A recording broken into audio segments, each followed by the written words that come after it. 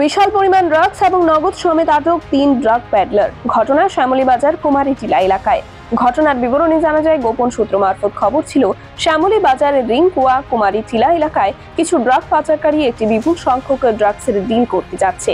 সেই সূত্র ধরেই অভয়নগর থানার ওসির নেতৃত্বে পুলিশ বাহিনী উঠ পেতে বসে থাকে। এর কিছুক্ষণ পরেই দেখা যায় একজন পাচারকারী স্কুটি নিয়ে এসে কয়েকজনের কাছে ড্রাগস বিক্রি করছে।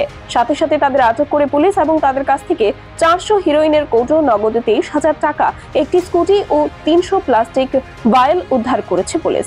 আটক করা হয়েছে 3 ড্রাগ প্যাডলারকে, তাদের মধ্যে একজন মহিলা। উদ্ধারকৃত নগদ ও নেশা সামগ্রীর মোট দাম 4 লক্ষ টাকা বলে জানিয়েছে পুলিশ। অবৈধ সমাজদ্রোহীরা মতলব ড্রাগস ডিলাররা নাকি একটা হিউজ অ্যামাউন্ট কোয়ান্টিটি অফ ড্রাগসের এটা ড্রাগস ডিলিং করবে। তো সেই অনুযায়ী আমরা আমাদের ওসি অভয়নগর সহ আমাদের থানার অন্যান্য অফিসের সবাই মিলে আমরা এখানে উৎপেতে বসে থাকি। আমাদের উৎপেতে বসে থাকার পরে যখন আমরা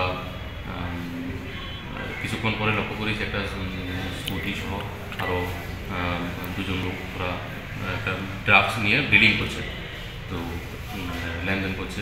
ওই সময় আমরা ওদেরকে হাতে নাতে ধরে ফেলি। হাতে নাতে ধরার পরে আমরা দেখি যে এখানে টোটাল স্মল ভায়াল 400 স্মল ভায়াল হেরোইন, যেটাকে আমরা ব্রাউন সুগার জানি, আছে। সঙ্গে ওদের থেকে আমরা ওদেরকে ক্যাশ টাকা 23,000 টাকা, একটা স্কুটি সিজার করি এবং এমটি প্লাস্টিক ভায়াল যেগুলি হিরোইনের জন্য ইউজ করা হয় 500। ব্যুরো রিপোর্ট, খবরের প্রতিবাদ।